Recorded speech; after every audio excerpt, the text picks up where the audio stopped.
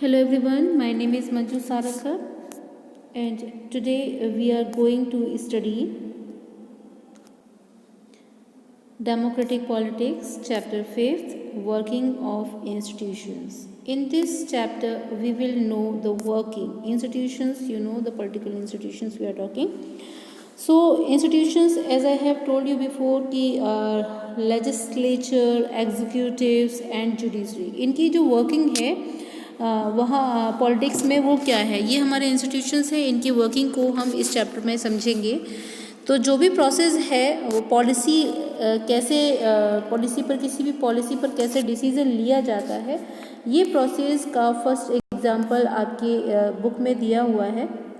ये एक major policy है जिस पर डिसीज़न लिया गया है, गवर्नमेंट का ऑर्डर है, गवर्नमेंट के ऑर्डर के थ्रू। तो ये गवर्नमेंट का ऑर्डर कैसे पास होता है, कैसे इसका क्या प्रोसेस है, ये सारी प्रोसेसिंग इसमें समझाई गई है। एज़ यू नो कि ये एक ऑर्डर है जो कि 13 अगस्त 1990 को पास हुआ है। गवर्नमेंट ने इशू किया है इस ऑर्डर को और इसको हम ऑफिस मेमोरेंडम कहते हैं।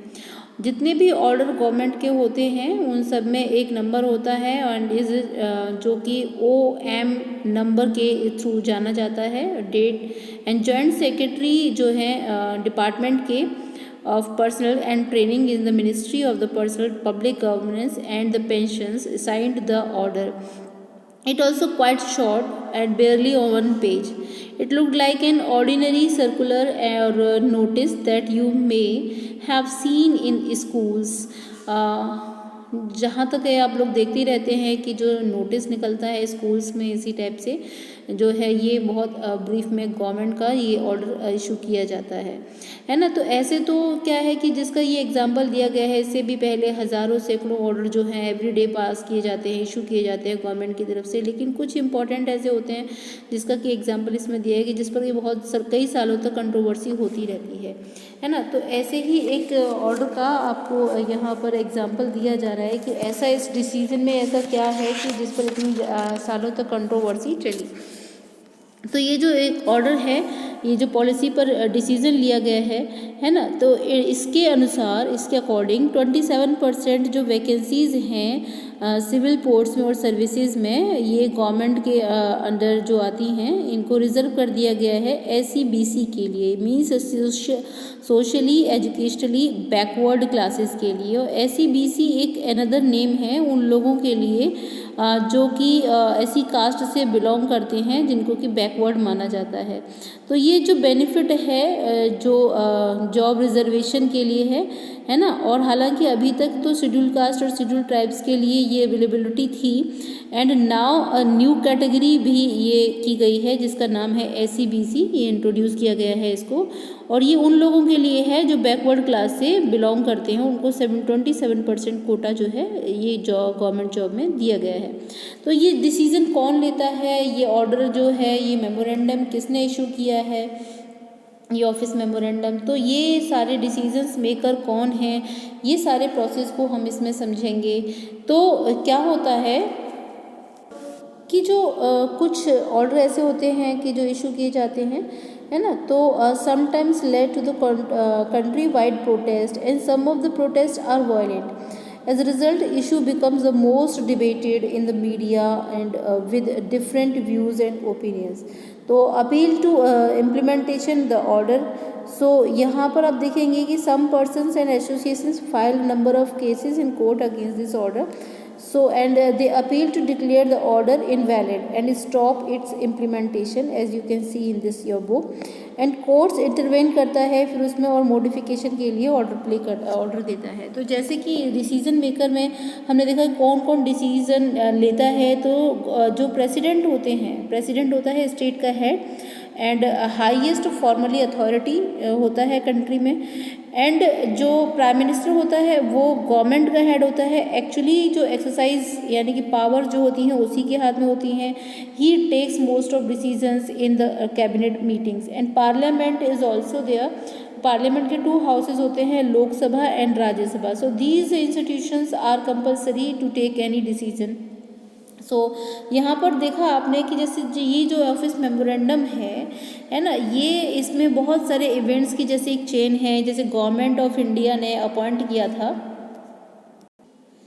एक सेकंड बैकवर्ड क्लासेस कमीशन इन 1979 को, and it was headed by, यानी कि इसके जो हेड थे वो बीपी मंडल जी थे। और इसी वजह से ये जो कमीशन है ये मंडल कमीशन के नाम से भी फेमस हुआ।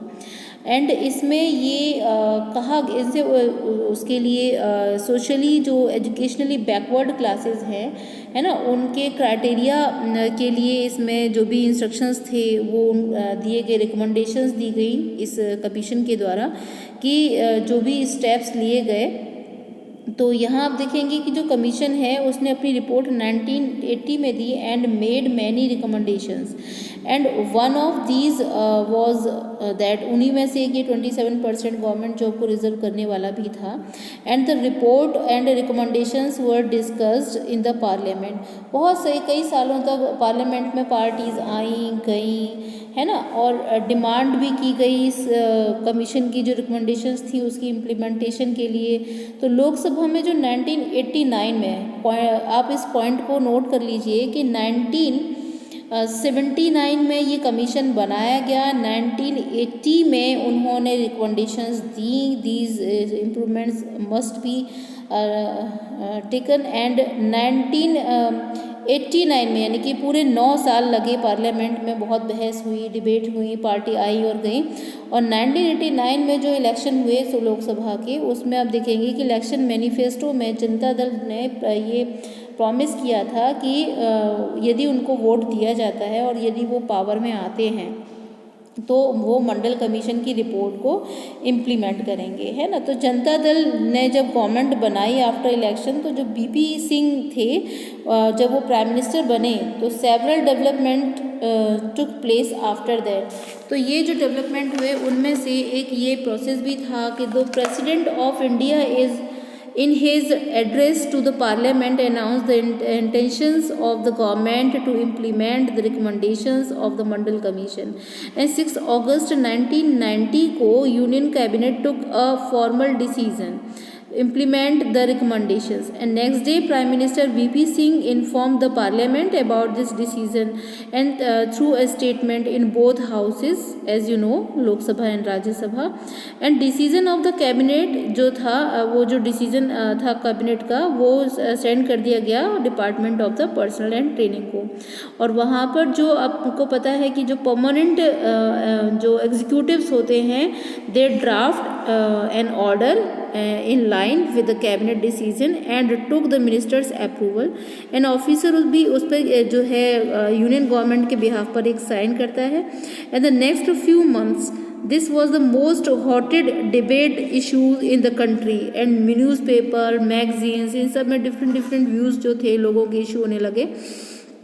एंड आप देखेंगे कि यहाँ पर वाइड स्प्रेड प्रोटेस्ट हुआ और बहुत ज़्यादा वॉयलेंट भी हुआ। बहुत लोगों ने जिनकी जॉब्स जो थी अफेक्ट कर रही थी, है ना, उन लोगों ने बहुत प्रोटेस्ट किया डिसीजंस को लेके। हज़ारों जॉब अपॉर्चुनिटीज इससे अफेक्ट कर रही थी। And some felt that existence of inequalities among people in different caste in India necessitated job reservation। कुछ को लगता था कि जॉब रिजर्वेशन बहुत नीडेड है और कुछ को लगता था कि इनसे जो एप्लीकेबल बंदा है वो रह जाएगा तो उसको जॉब अफेक्ट हो जाएगी। तो they felt this would give a fair opportunity to those communities. तो यहाँ पर कुछ लोगों को लगता था कि नहीं, फेयर कम्युनिटीज़ जो है फेयर अपॉर्चुनिटी मिलनी चाहिए कुछ कम्युनिटीज़ को जो कि जिनकी एक्सेस नहीं होती है गवर्नमेंट एम्प्लॉयमेंट में। तो फिर यहाँ पर बहुत ज़्यादा प्रोटेस्ट हुआ और बहुत लोगों को ये अनफेयर भी लगा। तो यहाँ पर आप देखेंगे कि जो लोगों को ये लगा कि नहीं, इससे लोगों के अंदर नेशनलिटी जो है, नेशनल यूनिटी जो है वो हैम्पर होगी एंड लोगों की फीलिंग्स जो हैं वो भी हर्ट होंगी। तो यहाँ पर उन्होंने क्या किया है, इसको रिजॉल्व कौन करेगा, कैसे करेगा, यानी कि गवर्नमेंट में और जो पब्लिक में इस तरीके के ये जो डिस्प्यूट्स हैं। तो यहाँ पर सुप्रीम कोर्ट ने इसमें इंटरवेन किया कि सुप्रीम कोर्ट में आप देखेंगे and the high court in India settle disputes arising out the governmental decisions. तो यहाँ पर जो भी गवर्नमेंट से रिलेटेड जो डिसीजंस लिए जाते हैं और उसमें जो भी कुछ डिस्प्यूट्स होते हैं उनको हाई कोर्ट या सुप्रीम कोर्ट के द्वारा सेटल डाउन किया जाता है। And some persons and associations oppose to this order filed a number of cases in the court. They appealed to the courts to declare the order invalid and stop it's implementation. Supreme court ने देखा कि वहाँ पर जो number of bunch थे, यानी कि इस टाइप के केसेस को उनको एक साथ किया, and this was the known as the Indira Sahni and other versus union of India case. इसको आप अंडरलाइन कर लीजिए अपने पास। ये गवर्नमेंट में, ये जुडिशरी में किस नेम से ये जो केस था वो जाना गया। 11 जजेस ने सुप्रीम कोर्ट में इसको सुना, दोनों तरफ के आर्ग्यूमेंट को सुना, और मेजॉरिटी ने ये डिसीज़न लिया सुप्रीम कोर्ट ने 1992 में डिक्लेयर किया गया कि ये जो ऑर्डर है ना, ये वैलिड है, लेकिन इसमें क्या कुछ जो है मॉडिफिकेशंस किए जाएंगे। तो ये इस तरीके का मॉडिफिकेशन जो था वो सुप्रीम कोर्ट के द्वारा किया गया, और उसमें कहा गया कि backward classes should be excluded from getting the benefit from the reservation, यानी कि जो लोग वेल टू डू हैं उन लोगों को इस रिजर्वेशन से बाहर कर दिया जाए। और इस तरीके से department of personal training issued another office memorandum on सितंबर 8, 1993 को, और इस तरीके से आपने देखा कि ये पॉलिसी जो थी वो फॉलो की गई। तो व्हाट इज, अब यहाँ पर आपने देखा कि जो पर्टिकुलर जो एग्जीक्यूटिव्स हैं, यानी कि जहाँ पॉलिटिकल एग्जीक्यूटिव्स हैं उनका क्या रोल रहा इसमें, है ना, परमानेंट एग्जीक्यूटिव्स हैं उनका क्या रोल रहा इसमें, इंस्टीट्यूशंस का क्या रोल रहा। तो इस एग्जाम्पल के थ्रू यहाँ ये समझाया गया है कि पॉलिटिकल इंस्टीट्यूशंस की नीड क्या होती है। So why we need the political institutions? What is the need of political institutions? So several arrangements are made in modern democracy which are called institutions. Democracy works well when these institutions perform functions assigned to them.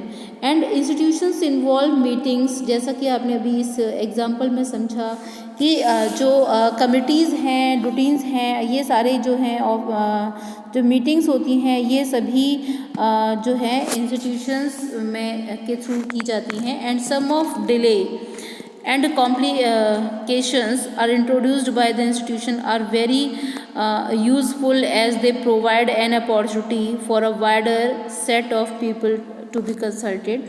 And यहाँ पर आप देखेंगे कि जो institution है make it difficult to have a good decision taken very quickly, but they also make a quickly difficult to such जो आप देखेंगे इसमें जो डिसीज़न लिया गया है थ्रू बैड डिसीज़न। यहाँ पर जो समझने वाली चीज़ है वो ये है कि पॉलिटिकल इंस्टीट्यूशंस की क्या रिस्पॉन्सिबिलिटी है, यानी कि हर एक सिटीज़न के लिए सिक्योरिटी को इंश्योर करना, उनको फैसिलिटीज़ एजुकेशन की प्रोवाइड कराना, हेल्थ की प्रोवाइड कराना, टैक्सेस कलेक्ट करना, मनी स्पेंड करना, एडमिनिस्ट्रेशन, डिफेंस, डेवलपमेंट प्रोग्राम्स, ये सारी जो व्यवस्थाएं हैं, ये जो अरेंजमेंट्स हैं, all these are done by the institution. So we need the institution. Some persons have to take decisions on how to go to these activities, ले सकते हैं, other have to implement these। कुछ लोग ये decision लेते हैं कि किस तरीके से डिसीज़न लिया जाना चाहिए, कुछ लोग उसको इम्प्लीमेंट कराते हैं,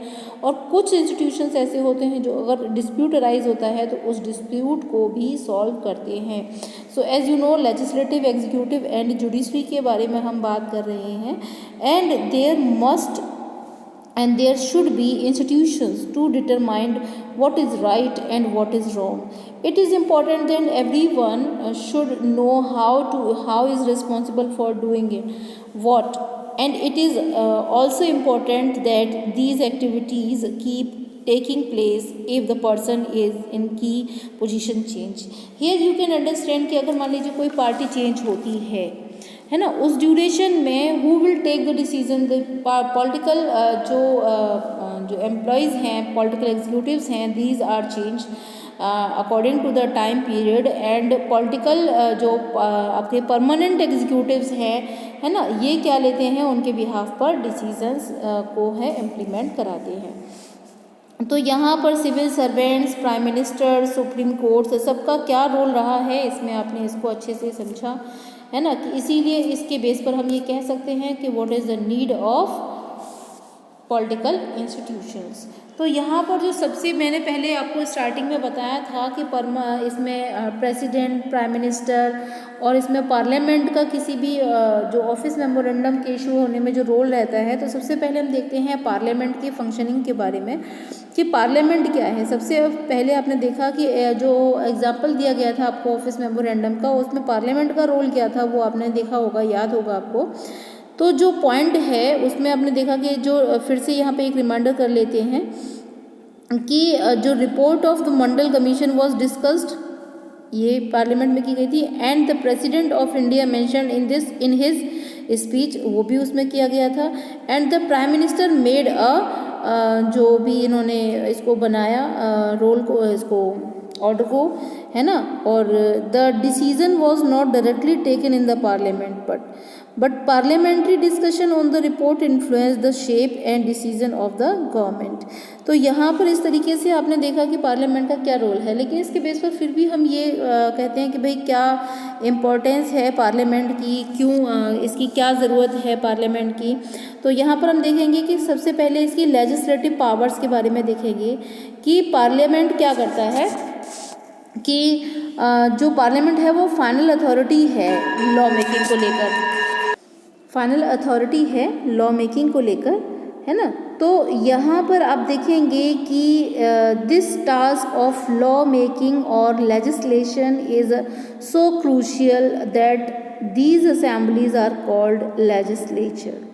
एंड पार्लियामेंट क्या करता है, all over the world can make a new laws. Parliament में नए लॉज बनाए जाते हैं, जैसे कि जो आपके रिप्रेजेंटेटिव होते हैं, जो आपके एरिया से आते हैं, उनको चुना जाता है और जो पार्लियामेंट में उनको जो मुद्दे होते हैं, इश्यूज़ होते हैं, उनको उठाते हैं, रेज़ करते हैं और उन पर कानून बनाने की मांग भी करते हैं। और जो कानून बनाया जाता है उस पर भी सहमति, डिबेट वगैरह ये सब पार्लियामेंट में ही होती है। तो लॉ मेकिंग में लेजिस्लेटिव पावर्स यानी लॉ मेकिंग में इसका बहुत बड़ा रोल रहता है। And parliament all over the world exercise some control over those who run the government, यानी कि यहाँ पर पार्लियामेंट का कंट्रोल रहता है किसके ऊपर, एग्जीक्यूटिव्स के ऊपर भी कंट्रोल रहता है। और यहाँ पर जैसे कि इंडिया में आप देखेंगे डायरेक्ट एंड फुल कंट्रोल है इसका पार्लियामेंट का, लोकसभा का। Those who run the government can take decisions only so long as they enjoy support of the parliament. And parliament का जो फाइनेंशियल पावर भी होती है, यानी मनी मैटर्स पर हमेशा ये डिसीजन लेते हैं। Parliament can control all the money that governments have in most countries, any the public money can be spend only when the parliament sanction it, यानी कि जब तक पार्लियामेंट की सहमति नहीं मिलती है, बजट आपने देखा होगा पास किया जाता है, तो जब तक पार्लियामेंट की सहमति नहीं होती है कहाँ पर कितना पैसा इन्वेस्ट किया जाना चाहिए, ये सारे डिसीजंस जो हैं पार्लियामेंट में ही लिए जाते हैं। तो एंड हाईएस्ट फॉर्म है डिस्कशन का ये, तो पार्लियामेंट ही हाईएस्ट डिस्कशन फॉर्म है डिबेट के लिए पब्लिक इश्यूज़ पर एंड नेशनल पॉलिसीज़ पर। And parliament can seek information about any matter. तो ये तो रही पार्लियामेंट की इम्पोर्टेंस के ऊपर पॉइंट्स की, भाई किन किन पॉइंट्स पर हम बोल सकते हैं कि पार्लियामेंट बहुत ज़्यादा ज़रूरी है। हमने यहाँ पार्लियामेंट की फंक्शनिंग के बारे में बात की। एज़ यू नो कि पार्लियामेंट में आप देखेंगे कि पार्लियामेंट जो है 2 टाइप के इसमें हाउसेस होते हैं, है ना। इसके 2 चैम्बर होते हैं, जिसको कि एक को बोलते हैं हम अपर हाउस और दूसरे को बोलते हैं हम लोअर हाउस। अपर हाउस में इनडायरेक्टली लोग चूज़ किए जाते हैं और डायरेक्टली लोग चूज़ किए जाते हैं किसमें, लोअर हाउस में। आप नाम पर मत जाइए कि लोअर हाउस में, है ना। एक्चुअली क्या होता है कि यहाँ जो 2 हाउसेज हैं उन्हें राज्यसभा लोकसभा के नाम से जाना जाता है, ठीक है। तो यहाँ पर आप देखेंगे कि लोकसभा जो है वो ज़्यादा पावरफुल है। कैसे पावरफुल है कि Lok Sabha is likely to prevail in such committing in to pass any order law.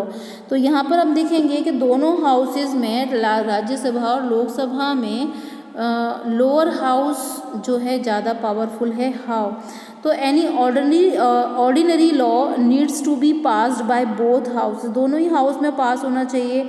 लेकिन अगर दोनों हाउस में कोई डिफरेंस होता है, व्यूज़ में कोई डिफरेंस होता है, तो फाइनल डिसीजन जो लिया जाता है वो जॉइंट सेशन के द्वारा लिया जाता है।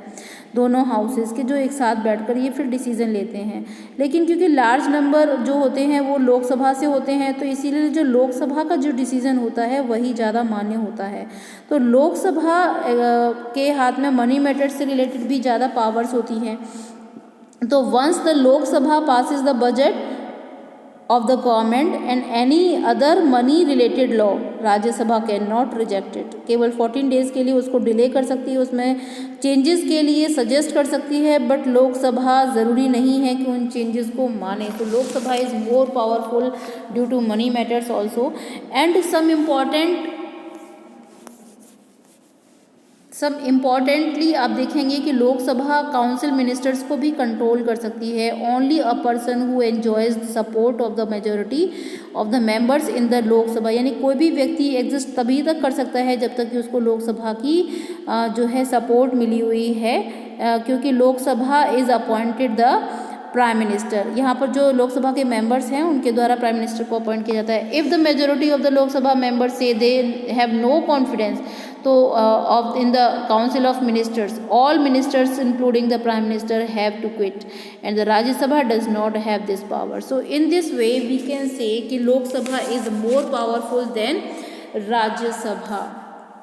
तो यहाँ पर जो है हम 2 टाइप के पॉलिटिकल एग्जीक्यूटिव्स के बारे में भी बात करेंगे कि जो एग्जीक्यूटिव्स हैं वो भी 2 टाइप के होते हैं, political executives and permanent executives. Political executives temporary होते हैं, the ministers are political executives and the civil servants are the permanent executives. And जो पॉलिटिकल एग्जीक्यूटिव्स होते हैं वो लोगों के सहमति से चुने जाते हैं, चुनाव के थ्रू से चुने जाते हैं, लेकिन जो परमानेंट एग्जीक्यूटिव्स होते हैं वो मेरिट के बेस पर, एग्जामिनेशन के बेस पर चुने जाते हैं, है ना, पब्लिक कमीशन के द्वारा।